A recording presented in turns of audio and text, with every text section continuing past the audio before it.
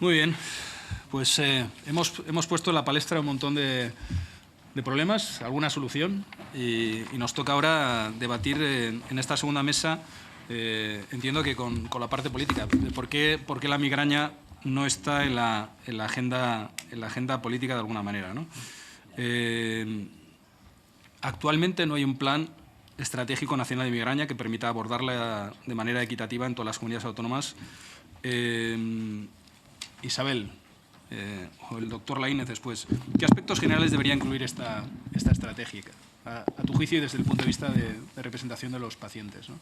Bueno, o de las pacientes, más bien? De las pacientes, pero también de los pacientes, somos muy inclusivos. Yo creo que un plan nacional debería abordar la migraña de una manera integral, es decir, el diagnóstico precoz, el tratamiento, los accesos a los tratamientos, los aspectos sociales. O sea, requiere una estrategia a nivel nacional y que garantice la excelencia sanitaria. Necesitamos y se nos debe que los profesionales sanitarios, los recursos sanitarios, los tratamientos que ya existen, es decir, no estamos en un momento donde no hay nada para curarlo, es que hay para curarlo. Entonces, hay unas inequidades, lo que estaba contando en este momento Virginia. Es decir, yo tengo la suerte de que estoy en un hospital que el segundo fármaco, he tenido opción a los fármacos, y que el segundo fármaco, cuando no ha funcionado el primero, me han dado el segundo. Pero ¿por qué yo, que vivo en el código postal 28, no sé qué, sí que tengo derecho, mientras otro que vive una calle más atrás y en otra que este hospital no lo tiene? O sea, las inequidades es que es del código postal, y esto realmente creo que corresponde a los políticos, y por eso creo que es importante decirlo en esta mesa, que ya no es un problema solo de nivel de ingresos, es un problema de dónde vive uno, y que el que vive en un pueblo de Extremadura, como tenemos aquí una paciente, se tiene que venir a Madrid a su tratamiento. Entonces, en ese sentido, yo creo que sí que es muy importante garantizar la atención sanitaria y garantizar la atención social para que se reconozca la discapacidad de los pacientes con migraña.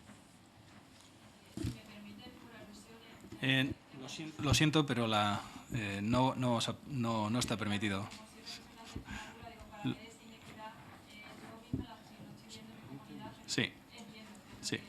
Sí, pero vamos a dar la opción a los profesionales y a los diputados. Yo la verdad es que me ratifico en la inequidad. De hecho, acabamos de publicar un documento con el doctor Pablo Irimia en la revista de Neurología hablando de este problema, que ahora es un problema importante. Yo creo que la situación, como decía Elena Ruiz de la Torre, es decir, no ha cambiado mucho. Algo, pero pienso que no es tan dramático a nivel de la asistencia. Hemos mejorado las unidades, que en el año 10 éramos de uno, ahora somos de varios, es decir, es una ventaja, y hay algunas más unidades, pero realmente yo creo que la asistencia sigue siendo muy pobre. Hay un 77% de los pacientes que están insatisfechos. Nosotros recibimos prácticamente un 40% de los pacientes con migraña crónica que nunca han recibido un tratamiento preventivo. Realmente esto es terrible. Yo creo que la asistencia en este país al paciente migrañoso está muy lejos de lo que sería ideal en un país desarrollado como el nuestro, ¿no?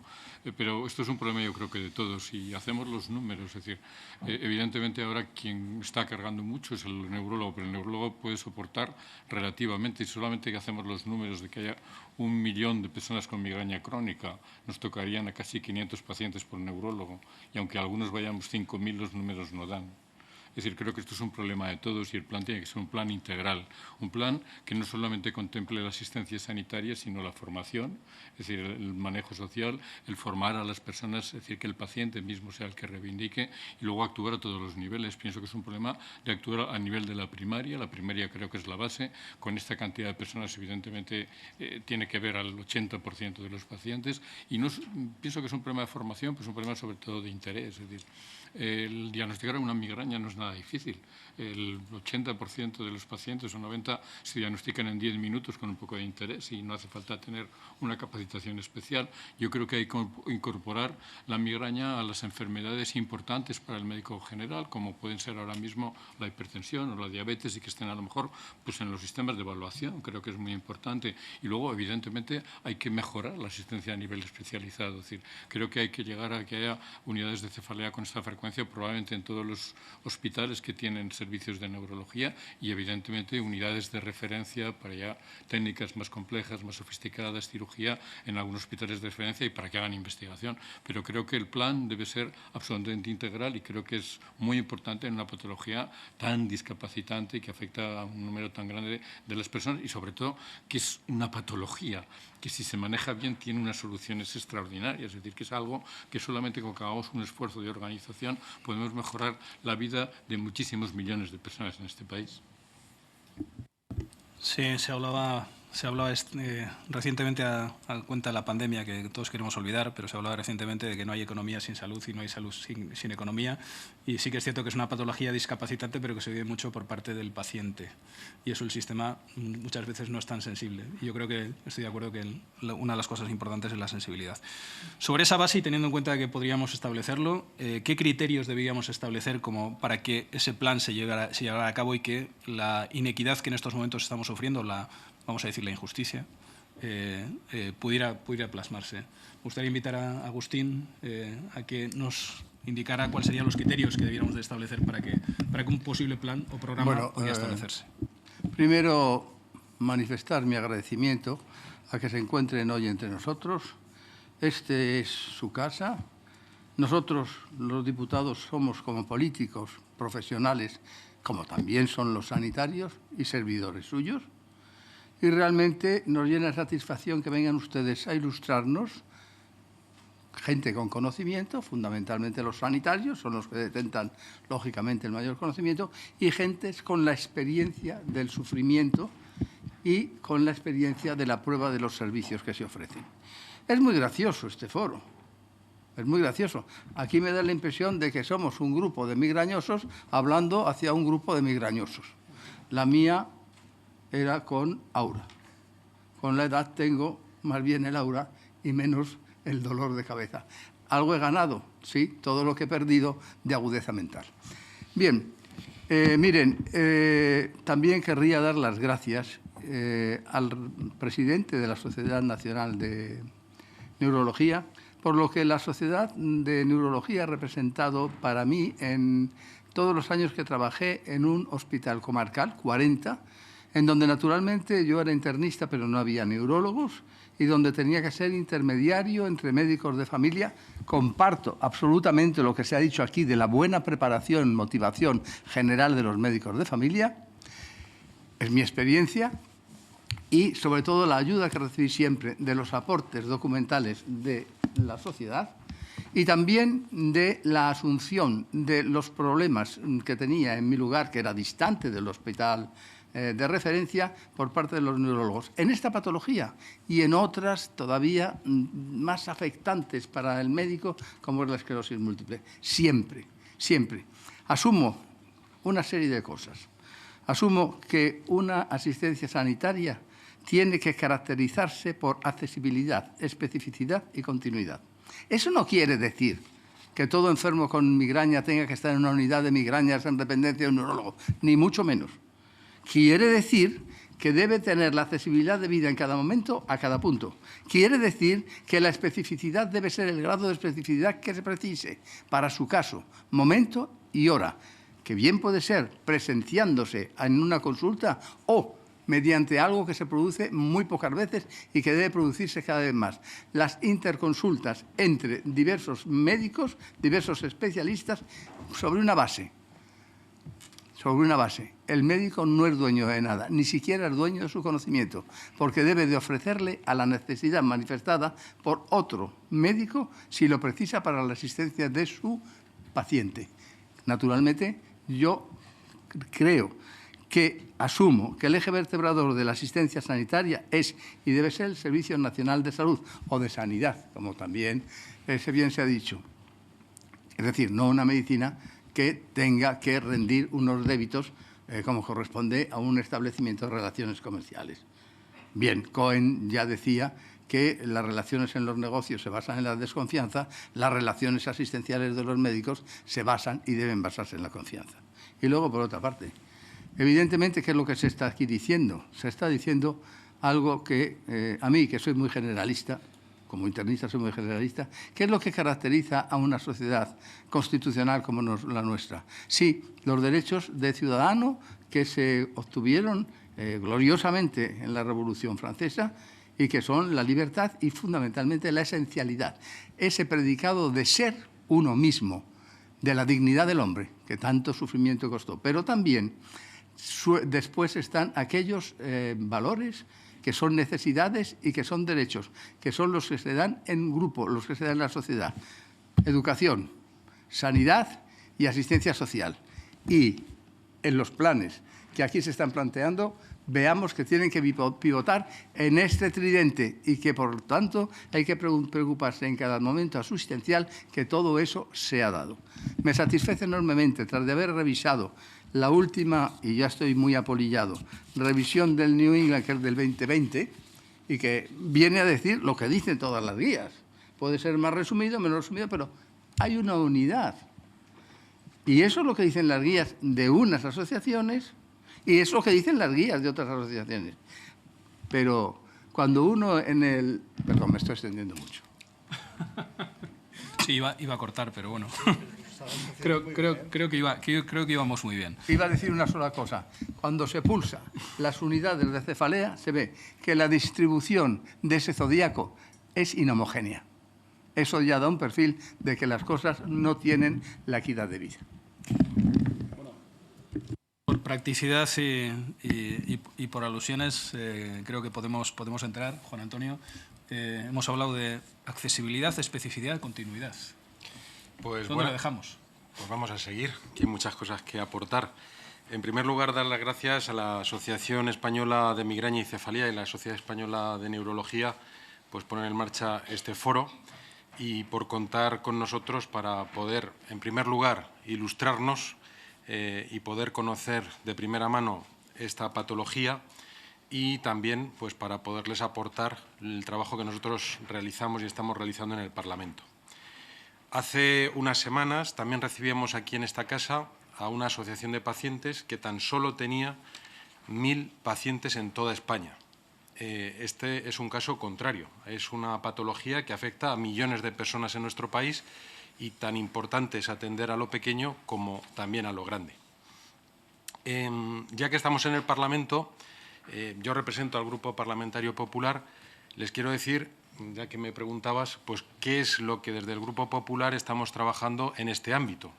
Y he de comentarles que el Grupo Popular presentó el pasado 7 de abril en el registro de esta Cámara una proposición no de ley precisamente para trabajar por este colectivo y por esta enfermedad. Simplemente les voy a leer lo que el Partido Popular propone para que ustedes tengan conocimiento de cuál es el trabajo parlamentario y que, cuando llegue el momento, pues será debatida esta proposición no de ley en la Comisión de Sanidad de esta Casa, del Congreso de los Diputados. Y el Partido Popular lo que propone es que insta al Gobierno a llevar a la práctica con inmediatez y desde la coordinación y el consenso con las asociaciones de pacientes, los profesionales sanitarios y las comunidades autónomas todas las medidas que resulten necesarias para posibilitar un abordaje multidisciplinar, integral y transversal de las cefaleas y las migrañas en condiciones de equidad, una palabra que ha salido aquí en muchas ocasiones, y de máxima calidad asistencial en todo el Sistema Nacional de Salud. Desde la optimización de todos los recursos disponibles en el Sistema Nacional de Salud para potenciar los resultados en términos de salud, bienestar y calidad de vida de los pacientes. El Gobierno impulsará un plan estratégico. Nosotros proponemos que haya un plan estratégico gubernamental y nacional con el que incrementar la concienciación social, impulsar el I+D+I, agilizar el acceso a las pruebas diagnósticas y aumentar su precisión y poner a disposición de los afectados las últimas innovaciones terapéuticas, algo que también ha salido aquí, y tecnológicas con las que prevenir, evitar y frenar los síntomas y efectos propios de las cefaleas y las migrañas. Eso es lo que desde el Grupo Popular hemos propuesto para que se debata en la Comisión de Sanidad. Y sin duda, y con esto termino, me quedo con 4 puntos de lo que he escuchado en las diversas intervenciones.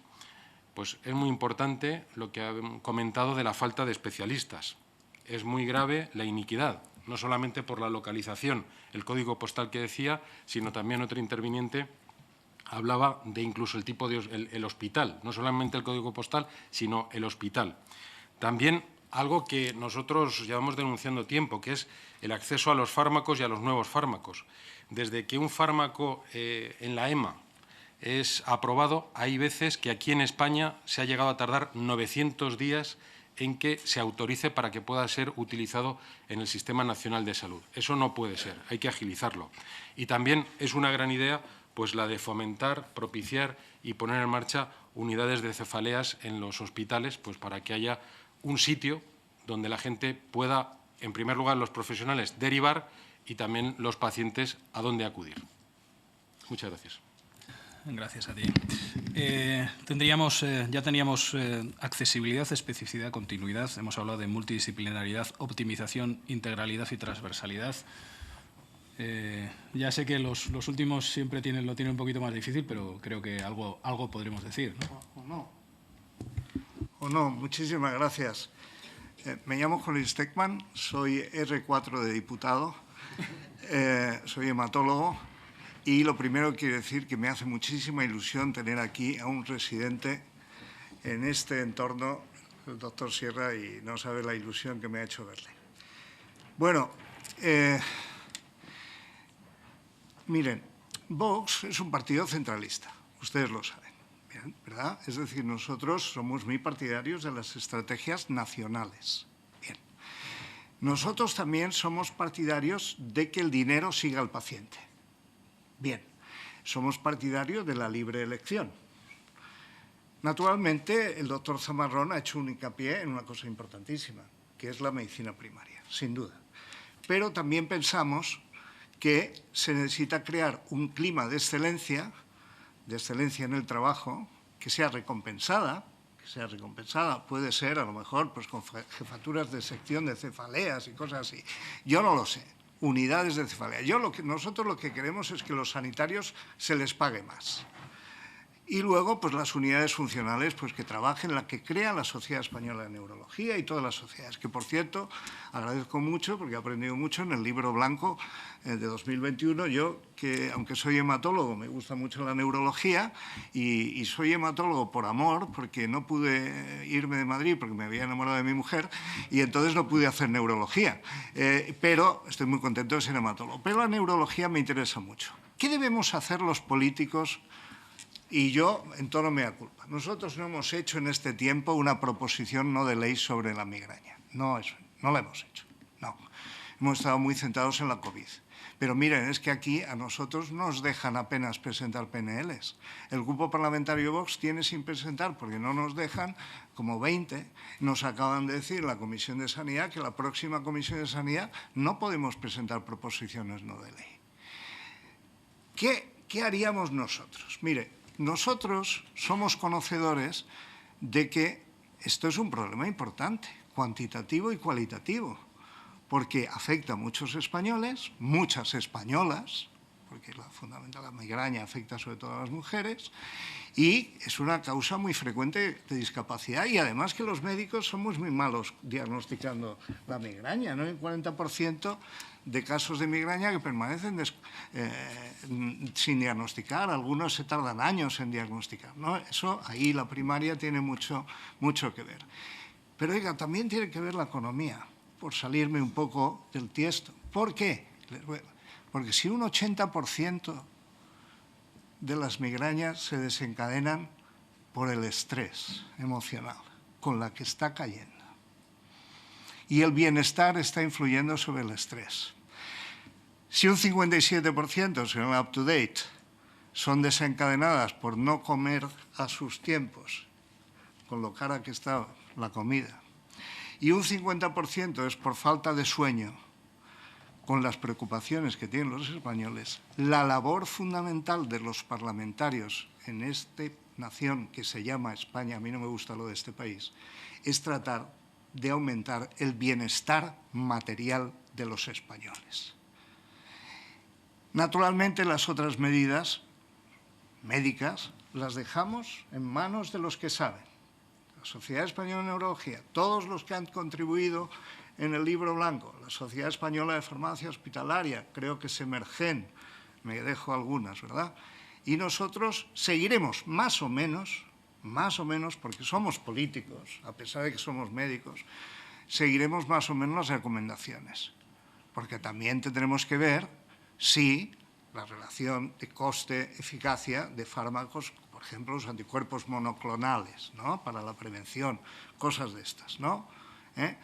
Pero lo más importante que les quiero decir es, uno, que ustedes han convencido al Grupo Parlamentario Vox, han llamado nuestra atención y haremos proposiciones en este sentido para ayudar que los pacientes con migraña sean mejores atendidos. Que lo queremos hacer en un entorno nacional, buscando la excelencia por dos cosas. No solamente por los pacientes, sino por establecer, y aquí veo representantes de la industria farmacéutica, establecer una masa crítica de conocimiento que pueda atraer ensayos clínicos y, a su vez, fármacos a nuestro país, a nuestra querida nación llamada España. Y yo sí que me he enrollado, les pido disculpas y les agradezco su presencia infinitamente. Muchas gracias. Gracias. Tenemos luego 30 segundos menos. Isabel, hemos visto que los pacientes, cuando los pacientes en un episodio, la migraña es una enfermedad altamente incapacitante, ¿no?, y sobre todo en su fase más aguda. Y existen muchas dificultades en el ámbito laboral, tanto para el acceso como adaptación en los puestos de trabajo, sobre todo cuando hay una cierta precariedad laboral. Y además, Elena ha puesto en relevancia en el estudio que más del 50% de las personas que padecen migraña presentan un grado de discapacidad grave. Teniendo en cuenta todo eso y teniendo en cuenta el acceso al reconocimiento de discapacidad, al juicio de los pacientes y de los representantes de los pacientes, ¿qué pasos deberían darse para garantizar ese derecho, ¿no? Pues hoy en día están totalmente desprotegidos, es decir, hay muchos pacientes refractarios, es decir, que no responden a tratamientos y que, a pesar de la evidencia de su malestar, no consiguen un reconocimiento de discapacidad. Y entonces lo que nosotros pedimos es que ante esa desprotección social se cambien los baremos y que pueda estar incluida la migraña y reconocida, como ha pasado ahora mismo en Italia, como una enfermedad que produce discapacidad. Como decía antes, que hay que estudiar los costes económicos. Hay ya estudios sobre este tema. El coste de un paciente con migraña episódica es de 6.000 euros al año y de migraña crónica aproximadamente de 12.500, 13.000. Estos son datos de hace un año que no creo que hayan variado mucho. El coste de los fármacos para poder tratar a una persona de estas y tenga una vida normal es inferior a 12.000 euros. Estoy completamente convencida porque hemos hecho esos cálculos. Y también tenemos que tener en cuenta que al hacer los cálculos, bueno, pues hay una cosa que se llama la calidad de vida. Lo malo de esta enfermedad es que no nos morimos de esto, pero vivimos muy mal. Y eso hace que la gente o la sociedad no nos tome en cuenta. A los de la hepatitis, como decía el doctor Sierra, se les hizo caso porque se morían. Y nosotros no nos morimos, pero nos morimos de dolor, nos morimos de pena, nos morimos de incomprensión y nos morimos de no poder llevar una vida normal. Aquí estamos algunos que hemos tenido acceso a los fármacos y que gracias a eso hoy puedo estar sentada en esta mesa y no tumbada en una cama, ¿no? Y como muchos de los pacientes. Pero estamos aquí representando a todas aquellas personas que están sin salir de su casa, que han dejado de estudiar, que han dejado de trabajar, que sus parejas se han separado de ellos porque no consiguen hacer hijos que sienten que no tienen madre porque está todo el día en la cama. Entonces, realmente el coste económico es muy importante, pero creo que hay que tener en cuenta los otros aspectos, pero que solo incluso viendo el coste económico sería. Entonces, yo creo que lo primero, reconocimiento de la discapacidad que produce la migraña como enfermedad para poder así acceder a las prestaciones sociales o laborales que correspondan, como en otras enfermedades discapacitantes. Gracias, Isabel.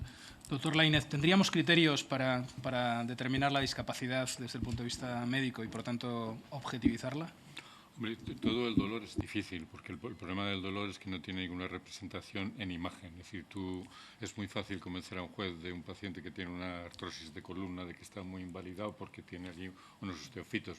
La migraña no tenemos ninguna hay cosas en imagen funcional, pero no son útiles en la clínica, entonces únicamente sirve prácticamente el informe clínico y una serie de escalas de discapacidad que hay algunas que miden, pero realmente al final no deja de ser una prueba subjetiva, que depende absolutamente de la opinión y es muy difícil. Es decir, de hecho, yo creo que Isabel contaba muy bien lo complicado que es para muchos pacientes con discapacidad el reconocimiento en todos los niveles. Ya no digo la invalidez, sino incluso una baja. Es decir, realmente es muy complicado y esto creo que sería una de las partes importantes del plan. Es decir, valorar todo este aspecto social y discapacidad, que esto sí que es una cuestión súper subjetiva. Entonces, y de hecho no es previsible que haya ninguna herramienta que mida el dolor en un futuro cercano, con lo cual solamente vamos a tener que utilizar este tipo de medios, ¿no? Pero lo importante es un poco darles validez, es un poco tanta importancia como darle validez a un escáner. Si dices, bueno, si tú reconoces que en la discapacidad el tener una determinada puntuación en una escala específica, MIDAS, HIT6, es determinante, podría ser suficiente, pero hace falta que se reconozcan oficialmente. Y obviamente la percepción que tienen los propios pacientes sobre ello. Hablamos ahora de los PROMs y los PREMs. Creo que eso es una de las cosas que como sistema de salud tenemos que aprender. Cambiando un poco el orden, desde el punto de vista del reconocimiento de la discapacidad y cambiando el orden, voy a empezar por Juan Luis para en este caso, ¿qué es lo que podríamos hacer desde el punto de vista político para reconocer la discapacidad? ¿O cómo podríamos ayudar desde la política, quizá? Van a oír ustedes una frase que es inédita en un político. No lo sé. Pues normalmente los políticos tienen soluciones para todo, yo no lo sé. Entonces, lo que ha dicho el doctor Lainez, pues nos puede ilustrar ante la dificultad de esa tarea. Nos enfrentamos aquí, en este ámbito que recibimos, y además que aprendemos mucho todos los diputados, a muchas asociaciones de pacientes, con este problema, con el problema de la discapacidad. Y efectivamente en el problema de la migraña los factores subjetivos son muy importantes. ¿Qué podemos hacer nosotros? Pues fiarnos de las variables que nos digan los neurólogos que influyen en la discapacidad y fiarnos de ellos y tratar de implementar medidas legislativas que, una vez demostrada la discapacidad, que en otras enfermedades es más fácil, pues tratar de aplicarlas a estos. No le puedo decir más, sinceramente. Así que, reconociendo mi ignorancia sobre este punto y solamente mi buena predisposición para trabajar sobre ello con los médicos, pues no tengo más que añadir, sinceramente.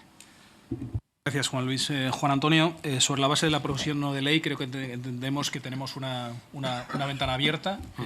¿Cuál sería o cómo entraría el ámbito de la discapacidad dentro de esa proposición o alrededor de ella? Sí, quizá. Yo creo que sí estamos en el buen camino. El mero hecho de que estemos hoy aquí hablando, pues sirve para que también nosotros nos concienciemos de esta realidad, ¿no? Creo que lo más importante en la política muchas veces es aplicar el sentido común. Si hay algo que funciona mal, tendremos que buscar una solución. Y para eso es cierto que nos topamos con un gran problema que se acaba de comentar, que es a la hora de poder diagnosticar o poder evaluar pues, un grado de discapacidad, tiene que haber unas variables que podamos medir. Y aquí entra en juego la subjetividad. De ahí que nosotros, en la proposición no de ley que ha presentado el Grupo Popular, pues un apartado de lo que le pedimos que haga el Gobierno es, en primer lugar, que pues, haga campañas para que haya una concienciación social, o sea, para que la sociedad conozca realmente cuáles son los problemas y a lo que se enfrentan. Yo personalmente no padezco migraña, pero mi madre la padeció y he conocido cómo pues se pegaba días enteros en la cama. Y eso hasta que no lo conoces de primera mano, pues no está sensibilizado. Quien no han tenido acceso a pacientes o a familiares con este problema, pues pueden pensar que es un dolor de cabeza sin más, sin saber que pueden venir náuseas, que pueden venir vómitos, que pueden venir pues estas situaciones incapacitantes. Por eso nosotros lo que queremos es, en primer lugar, que haya una concienciación social y luego impulsar, como he dicho antes, el I+D+I. Habrá que investigar más, habrá que pues conseguir aquel instrumento que pueda ser lo más efectivo posible a la hora de medir ese tipo de problemas. Por lo tanto, aumentar la precisión de esas pruebas diagnósticas que, por otra parte, traigan consigo el que se pueda pues, evaluar de una manera más eficiente ese grado de discapacidad. Gracias, Juan Antonio. Hablábamos, Agustín, antes de accesibilidad, especificidad y continuidad. Discapacidad. Discapacidad. Bueno, sobre lo que aquí se ha dicho, que ha sido de fundamento, yo añadiría que el no saber es un conocimiento insondable y que a él nos dedicamos o nos debemos dedicar todos. Esa es la fuente de la vida, la fuente del conocimiento. El no saber, ya lo dijo ¿quién? Sócrates. Ya lo dijo Sócrates. Por eso se dijo, los dioses dijeron que era el más sabio de los griegos, porque no sabía. Pero sí que sabía cómo saber. Fundamentalmente, mediante el diálogo, que ahora llamamos nosotros deliberación. Y Habermas desarrolla plenamente cómo debe ser esa deliberación de la sociedad moderna. Y los enfermos que precisamos. Los enfermos precisamos metodologías, medicamentos. Sí, es verdad. Pero lo que precisamos radicalmente es el mejor conocimiento. Lo que precisamos radicalmente es el mejor conocimiento, que nos enfrenten con el mejor conocimiento en donde estemos. Y eso pasa por tener un plan genérico y no solo español y de las autonomías, de Europa y del mundo occidental. ¿Qué es lo que dice el New England? Lo que se dice en España, lo mismo, lo que pasa es que hay que asumirlo. Y entonces tenemos problemas serios. Se ha acostumbrado la Administración a ser un elemento contable, a contar actos asistenciales, independientemente de su calidad mayor y menor, e independientemente de que supongan continuidad o no continuidad, de que hoy te ve uno, mañana te ve otro que no te conoce, vuelve a iniciar el proceso y en este peloteo el enfermo fallece. Se sacrifica en la cuantificación de ítems la continuidad asistencial, que ya hemos dicho, no es que siempre lo vea él mismo, sino que su interlocutor sea el interlocutor de un sistema asumido por todos a través de un plan con sus guías, que son todas magníficas, con sus escalas. Toda escala de grises es por naturaleza gris. Pero entonces ahí se enfrenta la cantidad y la cualidad. Bueno, a veces se llega a un alfanumérico intentando dar números a la cualidad, pero somos fundamentalmente cualitativos. Entonces creo que es importante que cuando se presente ese plan, obviamente, y porque están ustedes aquí, y sin que estén ustedes aquí, con mi equivalente migrañoso, ¿qué les voy a decir? Posicionado ante su padecimiento, nuestro padecimiento y cualquier otro, como servidores que somos de ustedes y representantes. Pero miren, nosotros, ya lo ha dicho el doctor Stigman, podemos hacer dentro de las tres funciones que tenemos las proposiciones de guía, que es lo que el PP plantea, proposiciones de guía. Pero además les diré que es necesario, que existen otras cosas. Se creó órganos colegiados para observatorios de salud.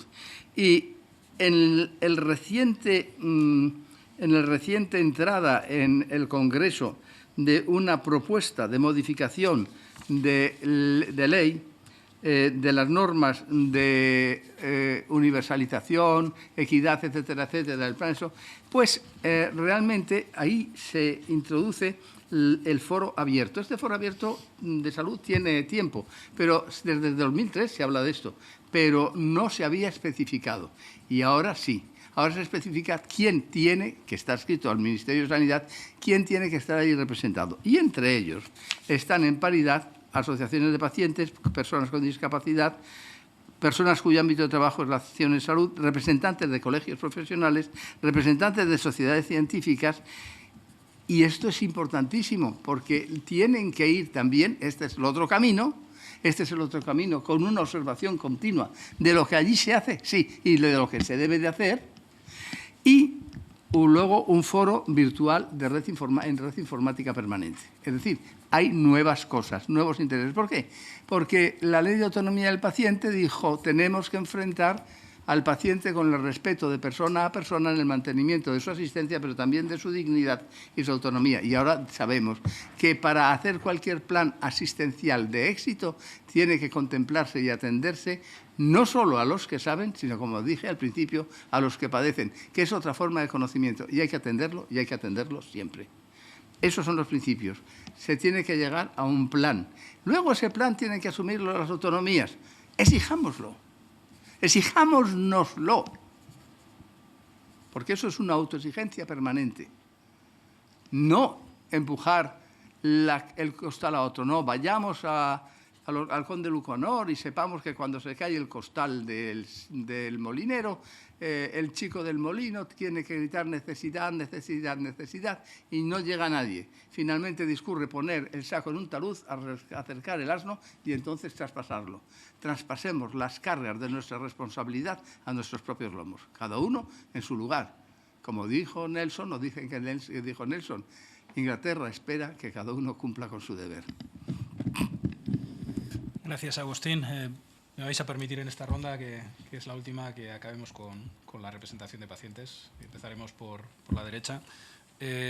Agustín estaba hablando, yo creo, de una cosa fundamental que en los sistemas de salud que estamos transformando, lo que es cuidados en salud basados en valor y valores. Ambas dos, valor y valores. Y hablaba también de los procesos deliberativos y participativos. Actualmente, bueno, existen tratamientos, los hemos estado hablando en la mesa anterior. Habría dos preguntas aquí. Una, ¿cómo podríamos garantizar el acceso? Estaban hablando de demoras en algunos casos, y ahí sí que corregiría yo diciendo que autorizar no quiere decir que se deba de comprar. Una cosa sería acceso a mercado y la otra sería la compra, y ahí sí que tenemos que… el punto, yo creo que es adecuado, es cuánto de valor tiene demostrado algo que accede al mercado, y ahí un poco poner el foco. Pero teniendo en cuenta que existen tratamientos que ofrecen valor, ¿cómo podemos garantizar el mejor tratamiento para cada paciente, por un lado? Y luego, ¿cómo sería minimizar el impacto que puede tener en este caso de cara a la sociedad? Yo pienso que en este momento, es decir, creo que podemos absolutamente hay tratamientos de la medicina, creo que vamos hacia la medicina basada en el valor, y la medicina basada en el valor no obligadamente significa el último grito terapéutico. Hay muchos pacientes que se van a beneficiar de tratamientos tradicionales que les van a ir muy bien, pero lo que sí tenemos que conseguir es que todos los pacientes puedan tener acceso al tratamiento que necesitan en función de su nivel de la enfermedad, y eso es un poco lo que tiene que ser objetivo. Y esto, evidentemente, esto es lo que exige el plan, porque ahora mismo hemos progresado, pero estamos claros que hay todavía muchos pacientes que no tienen acceso por diferentes cortapisas en el sistema, es decir, desde la primaria, desde la especializada. Creo que todos tenemos una parte de culpa, y creo que solamente lo que decía antes el doctor Zambrano es un poco, creo que tenemos que bogar todos en la misma dirección, y si logramos implantar este tipo de plan, lograremos que en todos los niveles el paciente sea bien atendido, porque el buen tratamiento exige una buena atención. Es decir, solamente va a ser consecuencia de que el paciente esté atendido en el nivel adecuado en el momento de su enfermedad, y eso tiene que ser el objetivo de este plan, ¿no? Gracias. Juan Luis, acceso y por el otro lado impacto, ¿no?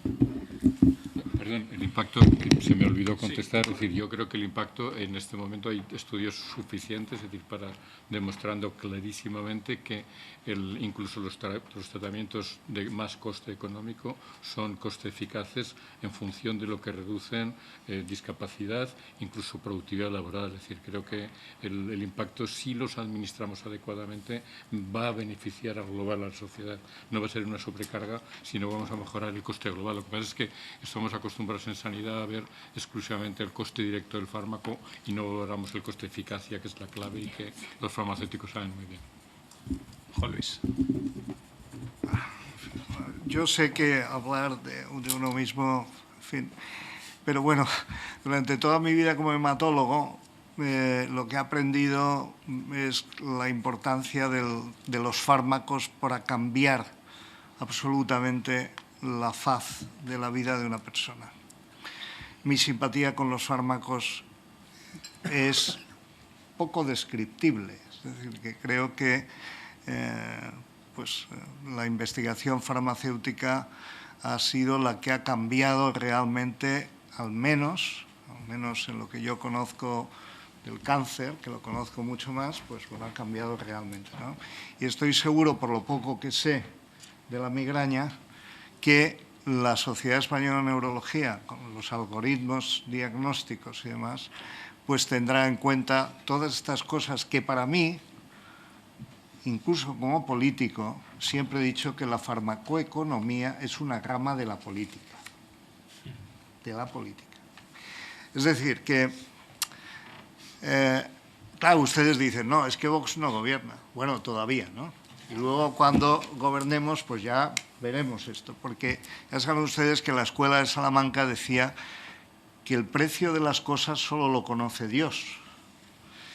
Y el mercado es la forma más inteligente que se ha descubierto en la humanidad para asignar el precio, que quiere decir el valor que da una sociedad a las cosas. Eso es lo que yo creo y lo que Vox cree.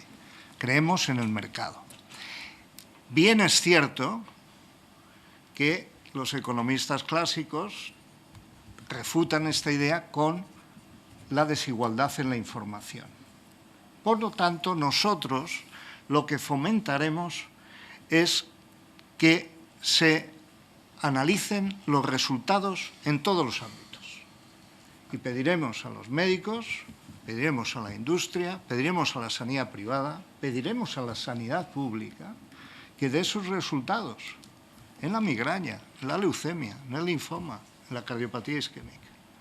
Y que con esos resultados podamos asignar también o modificar la importancia que tiene el mercado en la asignación de precios. Sé que esto a ustedes les resulta revolucionario porque estamos acostumbrados aquí a que el Estado lo haga todo. Y últimamente vemos incluso que la Unión Europea lo hace todo y quiere compras centralizadas, empezaron con las vacunas y quieren con otros medicamentos. Que sepan ustedes que nosotros estamos en contra de esa estrategia. Estamos en contra de esa estrategia. Y queremos una soberanía también desde el punto de vista de la sanidad española y que nosotros mismos seamos los capaces de analizar los resultados. ¿Con quién? Con los que saben. Con mi colega Lainez, que con la Sociedad Española de Neurología y con todos los demás nos dirán, Juan Luis, esto va bien, esto es eficaz, sé que tiene un precio enorme y luego veremos. Pero en términos, como ha dicho la señora Colominas, en términos de evitar discapacidad, estudiemos eso. Pero quiero, no sé si me he explicado bien, es que quiero que nosotros desde Vox queremos que ustedes decidan. Estamos en contra de que el Estado nos diga a dónde se tiene que tratar un paciente con leucemia en Extremadura o en Madrid. Nosotros queremos que los pacientes escojan en todo el territorio nacional en qué centro se quieren tratar. Y para eso queremos un análisis de resultados. Y esto le contesta a usted un poco nuestra visión del valor. Porque el valor, según Mises, es absolutamente subjetivo.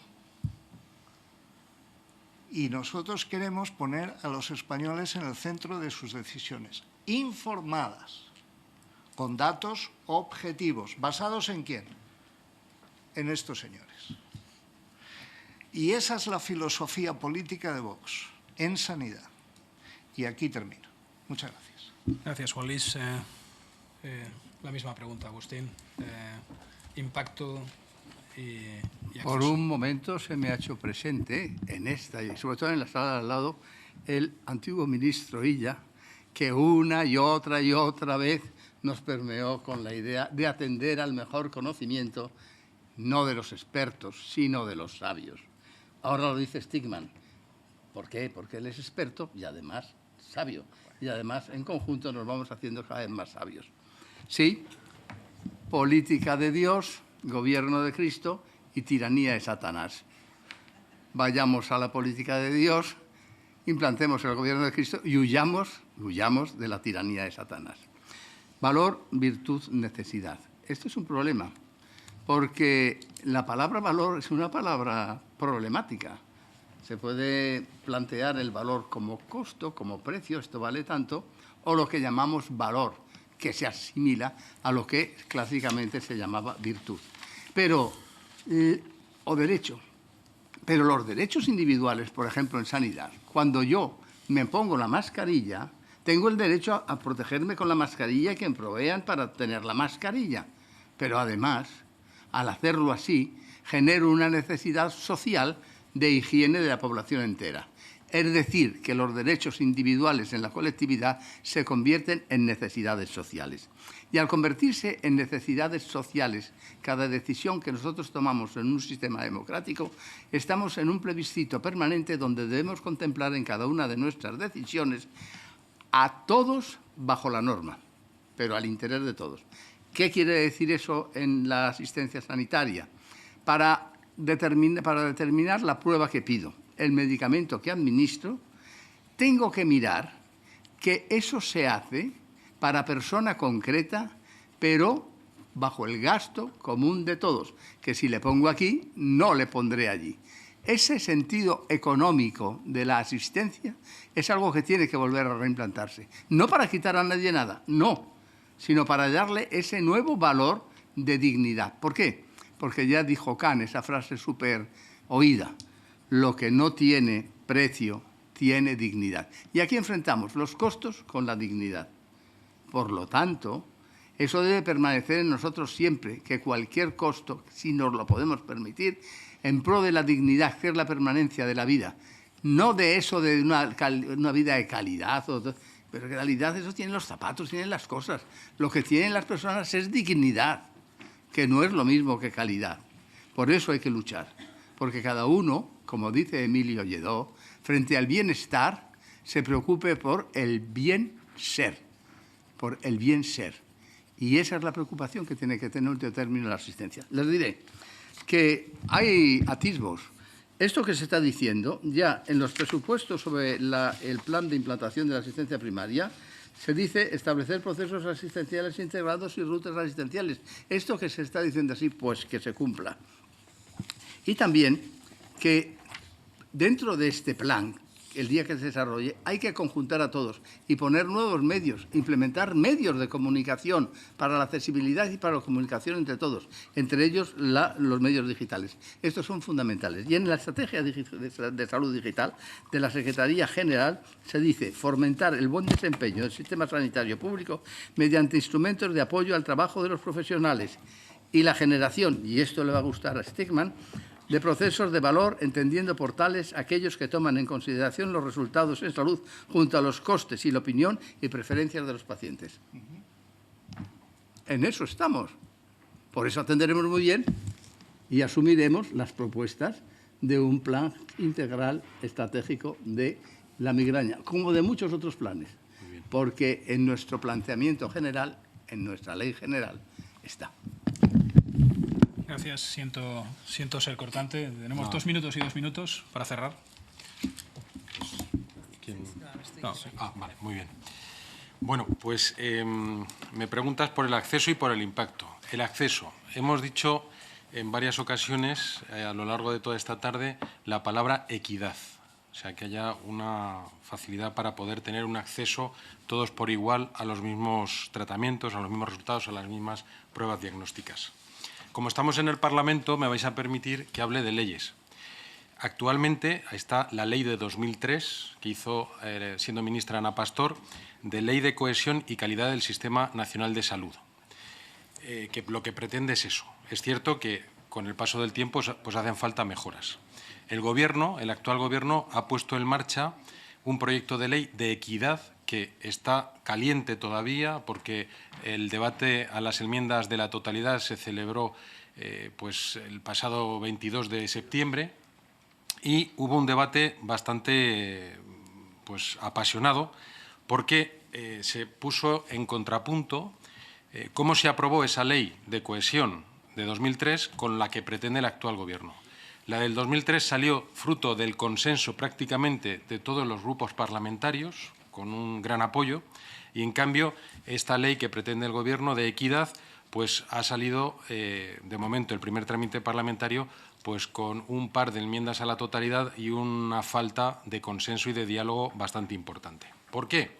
Pues, entre otras cosas, pues porque el actual Gobierno, y permítame que hable desde el punto de vista del grupo que represento, pues en vez de hablar de equidad está hablando más de ideología. Algo muy grave para nosotros es que pretende cargarse la colaboración público-privada que es tan importante en el Sistema Nacional de Salud.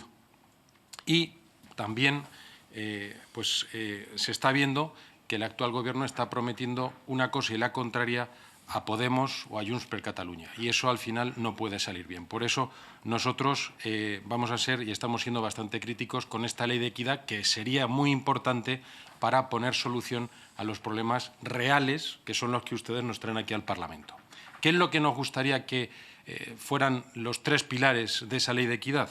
Pues que se fijara en los recursos humanos, que aquí también se ha dicho, que los profesionales, pues hubiera los suficientes profesionales y que estuvieran bien pagados. En segundo lugar, que hubiera una atención primaria pues potente, que estuviera bien organizada, que no estuviera atomizada o que fueran reinos de taifas. Y en tercer lugar, pues que se apostara por la innovación, para pues que todos los nuevos medicamentos, que todas las nuevas pruebas diagnósticas puedan llegar a los pacientes.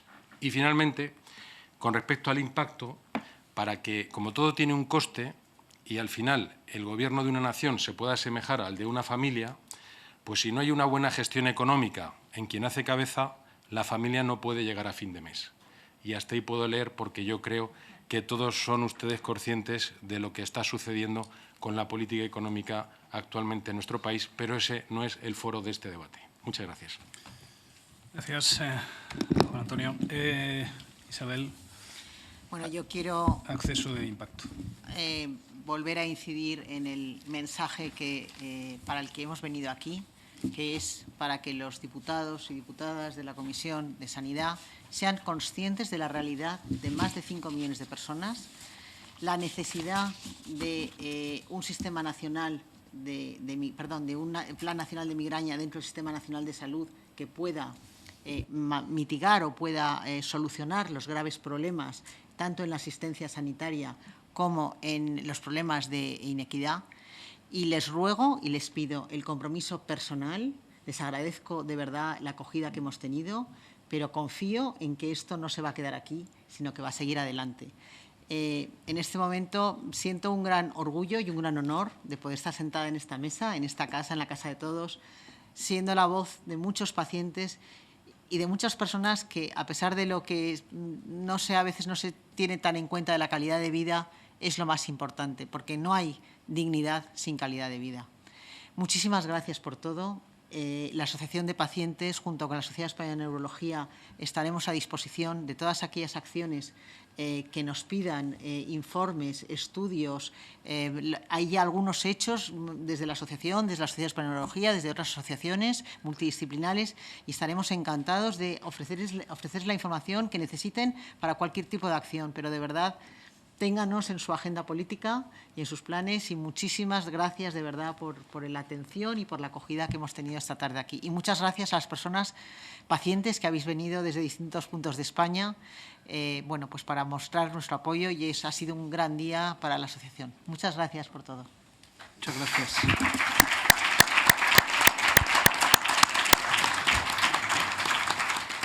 Clausuramos las 2 mesas agradeciendo a los representantes de los grupos parlamentarios por afrontar el reto y admitir, además, ponerse de cara a la ciudadanía. Muchísimas gracias a las 2 asociaciones, a la Asociación Española de Migraña y Cefalea y la European Migraine and Headache Alliance. Y cerramos el acto agradeciendo también a la presencia del público, y ya sentimos no haber permitido posibles interpelaciones por parte de las personas, pero entiendo que podrán ser vehiculizadas, y creo que aquí atenderán los representantes políticos a ello. Cerra el acto Elena Ruiz de la Torre, directora ejecutiva de la European Migraine and Headache Alliance. Gracias.